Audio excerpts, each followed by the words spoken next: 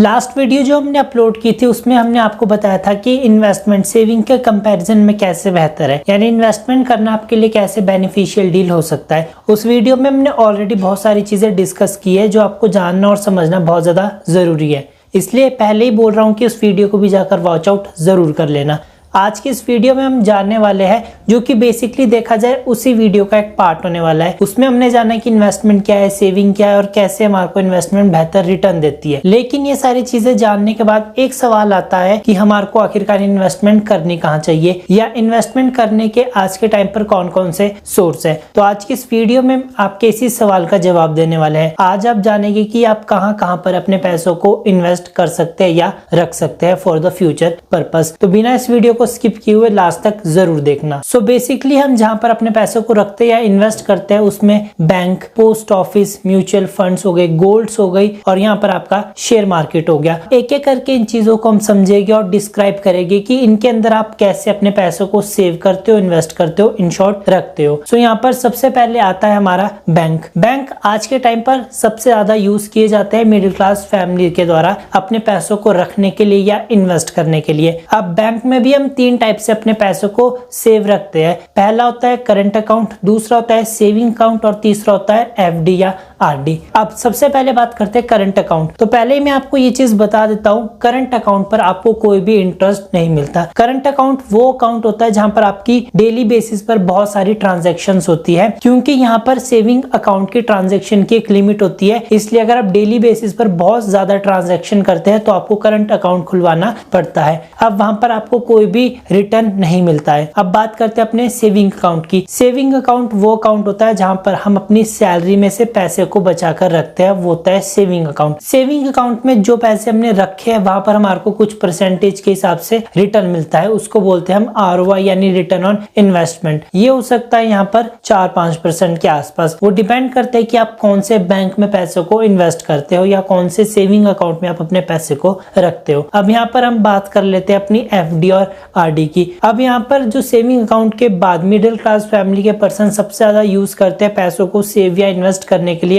वो होता है बैंक में एफडी या आरडी। एफडी का मतलब होता है कि आपके पास बहुत बड़ा अमाउंट है, फॉर एग्जांपल 15,000। अब आप चाहते हो कि इस 15,000 को कहीं पर रखा जाए, तो आपके दिमाग में जो सबसे पहले आता है वो होता है बैंक में एफडी कराना। अब आप बैंक में जाकर 15,000 को फिक्स करा लेते हैं, उस पर आपको 6-6.5% के आसपास रिटर्न मिलता है हर साल, जिससे आपका पैसा बढ़ता हुआ जाता है 6% के बिहाफ पर। वही बात करें आरडी की, तो आरडी एक ऐसा अमाउंट होता है फिक्स जो आपको हर महीने स्पेसिफिकली देना पड़ता है। अब यहाँ पर आपने अगर 500 रुपए की आरडी स्टार्ट की है 3 साल के लिए, तो आपको हर महीने 3 साल तक 500 रुपए देने पड़ेंगे, तो उसको बोलते हैं आरडी। अब यहाँ पर अगर शिफ्ट करें हम दोबारा एफडी पर, तो एफडी की जो स्कीम्स होती है वो अलग अलग होती है। नॉर्मल पर्सन के लिए अलग होती है, चाइल्ड्स के लिए अलग होती है, जो सीनियर सिटीजन होते हैं उनके लिए अलग होती है। तो यहाँ पर हमने बात कर ली बैंक में आप कहाँ कहाँ अपने पैसों को इन्वेस्ट कर सकते हो या सेव कर सकते हो। अब बात करते हैं दूसरे ऑप्शन की, जो कि हमारा पोस्ट ऑफिस। बैंक के बाद जो मिडिल क्लास फैमिली का पर्सन सबसे ज्यादा इन्वेस्टमेंट करने के लिए यूज करता है ऑप्शन, वो है पोस्ट ऑफिस। पोस्ट ऑफिस में आप आरडी करा सकते हो, अगेन एफडी करा सकते हो। अब यहाँ पर मैं बता दूं, जो भी आपकी आरडी होती है, एफडी होती है,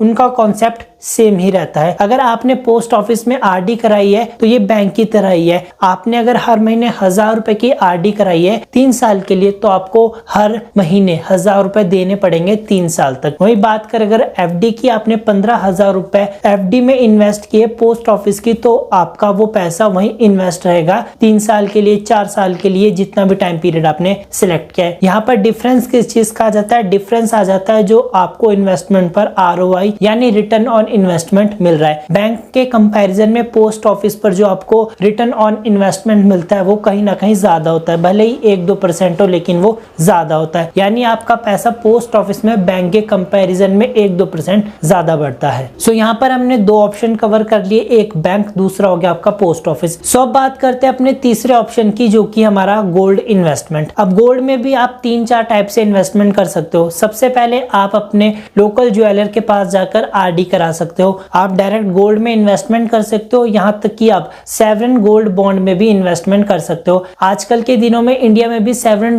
गोल्ड बॉन्ड में जो इन्वेस्टमेंट है उसका एक अलग ही क्रेज चढ़ा हुआ है। तो यहाँ पर हम बात करते हैं अपने जो लोकल हमारा ज्वेलर है उसके पास जाकर आरडी करा लेते हैं। अब यहाँ पर जो मिडिल क्लास फैमिली का पर्सन है, जो वो तीसरा सबसे ज्यादा यूज करता है इन्वेस्टमेंट के लिए, वो होता है ज्वेलर के पास जाकर एफडी कराना या आरडी कराना। अब यहाँ पर ज्यादातर जो लोग कराते हैं वो होते हैं आरडी। मैं पर्सनली बता रहा हूँ, मेरे घर में भी जो सबसे पहले इन्वेस्टमेंट की गई थी वो गोल्ड में मेरी मदर के थ्रू की गई थी, वो भी आरडी के थ्रू। अब यहाँ पर आरडी अगेन कॉन्सेप्ट सेम रहेगा, आपने जितना भी अमाउंट फिक्स किया है, जितने भी टाइम पीरियड के लिए फिक्स किया है उतने टाइम पीरियड तक देना पड़ेगा। यहाँ पर आपको रिटर्न में क्या मिलता है, रिटर्न में यहाँ पर आपको इंटरेस्ट ना मिलकर वो जो आपने पैसे इन्वेस्ट किए, फॉर एग्जांपल यहाँ पर आपने हर महीने 1000 रुपए की आरडी कराई अपने लोकल किसी ज्वेलर के पास 2 साल के लिए, तो 2 साल में आपने 24,000 रुपए की इन्वेस्टमेंट की। अब उस 24,000 इन्वेस्टमेंट के बदले आपको पैसा नहीं मिलेगा, बल्कि आप उस 24,000 के बदले गोल्ड की कुछ चीज परचेज कर सकते हो। उसके थ्रू आप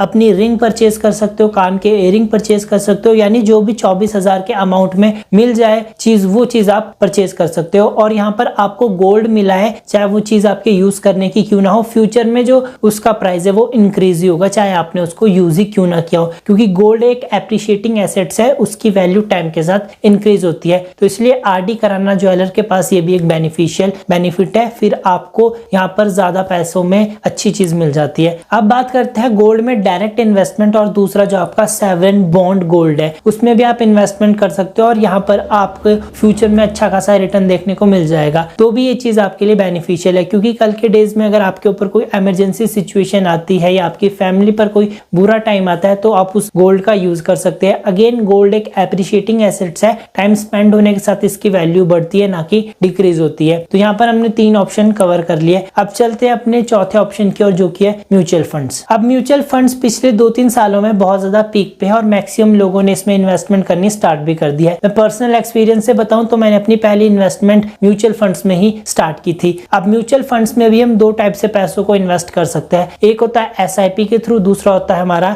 यहाँ पर वन टाइम इन्वेस्टमेंट। अब ये वर्ड्स आपके लिए शायद नए हो सकते हैं, लेकिन कंफ्यूज होने की जरूरत नहीं है। एसआईपी जस्ट लाइक आरडी और one time investment just like FD, सिर्फ नाम अलग है, कॉन्सेप्ट सेम है। एसआईपी का मतलब होता है सिस्टमैटिक इन्वेस्टमेंट प्लान, यानी आपको एसआईपी में हर महीने एक सेम अमाउंट देना पड़ता है जितने भी टाइम तक आपने पैसों को इन्वेस्ट करना है, जैसा आरडी में होता है। आरडी में भी सेम कॉन्सेप्ट है। और वहीं पर बात करें आपकी वन टाइम इन्वेस्टमेंट की, तो जैसा आप एफडी में वन टाइम में पैसा इन्वेस्ट करते हो, यहाँ पर भी आपको वन टाइम इन्वेस्टमेंट में एक ह्यूज अमाउंट इन्वेस्ट करना पड़ता है। अब यहाँ पर जो आपके म्यूचुअल फंड्स है, इनमें अगर आपकी रिटर्न की बात की जाए तो यहाँ पर आपको बैंक के कंपैरिजन में, पोस्ट ऑफिस के कंपैरिजन में डबल ट्रिपल रिटर्न मिलता है, वो भी 1 साल में। ज्यादा दूर मत जाओ, मैं आपको एक स्क्रीनशॉट दिखा दूंगा। मैंने हर महीने 500 रुपए की एसआईपी स्टार्ट की थी और 1 साल बाद मेरे को 25% से ज्यादा का रिटर्न मिला है। वो चीज आप स्क्रीनशॉट में देख सकते हो। यानी यहाँ पर आपको अगर बैंक में 5% का रिटर्न मिल रहा है, तो यहाँ पर म्यूचुअल फंड में एसआईपी में आपको 25% का रिटर्न मिल रहा है, यानी 5 टाइम्स ज्यादा। तो म्यूचुअल फंड में एसआईपी भी आपको बहुत तगड़ा रिटर्न दे सकती है। वही बात करें वन टाइम इन्वेस्टमेंट की, तो वन टाइम इन्वेस्टमेंट में आपको ह्यूज अमाउंट की जरूरत होती है, जस्ट लाइक 50,000, 60,000। तो यहाँ पर आपको काफी अच्छा रिटर्न देखने को मिल जाता है। आज के टाइम पर जो म्यूचुअल फंड्स है वो बहुत ज्यादा बूम पे है, ये सारी चीजें आपको ऑलरेडी पता ही होगी। तो इसलिए अगर आपके पास यहाँ पर अच्छा खासा अमाउंट है तो आप वन टाइम इन्वेस्ट कर सकते हो, और अगर आपके पास वन टाइम इन्वेस्टमेंट के लिए अमाउंट नहीं है तो मैं आपको सजेस्ट करूंगा कि आप एसआईपी के थ्रू भी स्टार्ट कर सकते हो। इवन आप 100 रुपए को भी यहाँ भी इन्वेस्टमेंट कर सकते हो। तो यहाँ पर बात हो गई म्यूचुअल फंड्स की। और यहीं पर मैं आपको एक और चीज बता देता हूँ कि यहाँ पर आप इंडेक्स फंड में भी इन्वेस्ट कर सकते हो। अब इंडेक्स फंड का मतलब ये होता है कि आप किसी कंट्री की इकोनॉमी में पैसा लगा रहे हो, इकोनॉमी बढ़ती है तो जो आपका पैसा है वो ग्रो होगा। और यहाँ मैं आपको बता दूं, इंडिया की जो इकोनॉमी है वो बहुत तेजी से बढ़ भी रही है। तो अगर आपको कुछ भी समझ नहीं आता है तो आप इंडेक्स फंड में पैसा लगा सकते हो। इंडेक्स फंड म्यूचुअल फंड के कंपैरिजन में ज्यादा रिटर्न आपको देता है। तो यहाँ बात हो गई हमारे 4 ऑप्शंस की। अब बात करते हैं 5वें ऑप्शन की, जो कि सबसे इंपॉर्टेंट है आज के टाइम पर, दैट इज शेयर मार्केट। अब शेयर मार्केट में भी आप 2-3 तरीके से पैसे इन्वेस्ट कर सकते हो। पहला होता है ट्रेडिंग, दूसरा होता है इन्वेस्टमेंट, तीसरा यहाँ पर हम ले लेते हैं एक जो होता है आपका आईपीओज। अब यहाँ पर सबसे पहले बात करते हैं trading. Trading in the sense कि आपने आज शेयर परचेज किए, आज ही बेच दिए, उसको बोलते हैं ट्रेडिंग। अब ट्रेडिंग करने के लिए आपको technical analysis, fundamental analysis, chart patterns आपको समझ आने चाहिए। चाहिए, आपको कैंडलस्टिक पैटर्न्स आना चाहिए और इससे भी इंपॉर्टेंट यहाँ पर आपको chart structure, chart behaviour, price action, ये सारी चीजों का पता होना चाहिए। यानी आपको टेक्निकली यहाँ पर नॉलेज लेने की बहुत ज्यादा जरूरत होती है। इसलिए अगर आप ट्रेडिंग नहीं करना चाहते तो यहाँ पर आपके लिए जो दूसरा ऑप्शन है वो है लॉन्ग टर्म इन्वेस्टमेंट। अब बात करते हैं long term investment means shares में पैसा इन्वेस्ट करना। अब जब आप लॉन्ग टर्म में पैसा इन्वेस्ट कर रहे होते हो तो इसका मतलब ये होता है कि आप किसी कंपनी में अपना हिस्सा लगा रहे होते हैं, अपने कंपनी में पैसों को इन्वेस्ट कर रहे होते हैं। अब यहाँ पर होता है क्या, जब फ्यूचर में कंपनी की वैल्यू बढ़ती है, कंपनी इंक्रीज होती है, कंपनी का जो मार्केट कैप है वो बढ़ता है, तो आपके शेयर्स की वैल्यू बढ़ती है, यानी जो पैसा आपने लगाया है वो इंक्रीज होता है। और ना सिर्फ वो चीज इंक्रीज होती है बल्कि आपको यहाँ पर डिविडेंड शेयर्स मिल सकते हैं, यहाँ पर आपको बोनस शेयर्स मिल सकते हैं, यहाँ पर आपको डिविडेंड मिल सकता है जो कि आपके लिए फ्यूचर में प्रॉफिटेबल हो सकता है। तो यहाँ पर लॉन्ग टर्म इन्वेस्टमेंट सबसे अच्छी इन्वेस्टमेंट है, यहाँ पर आपको अच्छा खासा रिटर्न देखने को मिल जाता है। अब यहाँ पर सवाल आता है कि हम वो शेयर्स कैसे फाइंड आउट करें, क्योंकि यहाँ पर हमारे को फंडामेंटल्स चेकआउट करने की जरूरत होती है। सो डोंट वरी, मैंने इसके ऊपर एक वीडियो की प्लेलिस्ट बनाई हुई है जो आपको आई बटन में देखने को मिल जाएगी, जाके आप वो चेकआउट कर सकते हैं। सो यहाँ पर हमने दो बातें कवर कर ली। एक जो तीसरा ऑप्शन है आज के टाइम पर होता है आईपीओ। अब आपने देखा होगा कि आजकल बहुत सारी कंपनीज जो है वो आईपीओ लॉन्च कर रही है। कंपनी आईपीओ क्यों लॉन्च करती है? ताकि वो शेयर्स इशू करके जनता से पैसा इकट्ठा कर सके, फ्यूचर के लिए अपने आप को डेवलप कर सके, ग्रो कर सके और अच्छा खासा रिटर्न कमाकर जनता को भी दे सके और देश की इकोनॉमी में अपना कंट्रीब्यूट कर सके। आजकल बहुत सारे आईपीओ यहाँ पर मार्केट में आए हुए हैं, हो सकता है कि आपने उनमें इन्वेस्ट भी किया हो। अगर आप आईपीओ में इन्वेस्ट करना चाहते हो तो यहाँ पर आपको वन टाइम ज्यादा पैसों की जरूरत होती है। यहाँ पर जो कंपनी है वो डिसाइड करती है कि उसने एक जो बैंड मिलता है उसमें कितने शेयर्स देने हैं और एक शेयर की कीमत क्या है। फॉर एग्जांपल, कंपनी आईपीओ में जो शेयर्स देने वाली है उसकी जो एक फेस वैल्यू है वो रखती है 100 रुपए और यहाँ पर वो देना चाहती है एक बैंड में आपको 100 शेयर्स। तो यहाँ 100 मल्टीप्लाई बाय 100 इक्वल टू 10,000, यानी आपको एक लॉट खरीदने के लिए 10,000 रुपए की इन्वेस्टमेंट करनी पड़ेगी, तब जाकर आपको कंपनी वो अलॉट करेगी। और वो आपको अलॉट होगा भी या नहीं वो कंपनी के हाथ में, क्योंकि कंपनी उनको ज्यादा प्रेफरेंस देगी जिन्होंने ज्यादा पैसा इन्वेस्ट किया है। तो यहाँ पर आपको मिल भी सकता है, नहीं भी मिल सकता है, वो आपके लक पर डिपेंड करता है। तो अगर आपको यहाँ पर इन्वेस्टमेंट करनी है तो ये चीज भी आप यूज कर सकते हो। तो आज के इस वीडियो में मैंने आपको 4-5 तरीके बताए जिसमें आप पैसों को इन्वेस्ट करके फ्यूचर में अच्छा खासा ग्रो कर सकते हो, और उनके जो आगे पार्ट्स थे, जो उनके पॉइंट्स थे, वो भी मैंने आपको डिस्क्राइब किया। सो आपको अगर कोई डाउट है तो कमेंट करके पूछ लीजिए, मैं आपका जवाब दे दूंगा। अब मिलते हैं आपसे अगली वीडियो में, तब तक के लिए थैंक यू सो मच।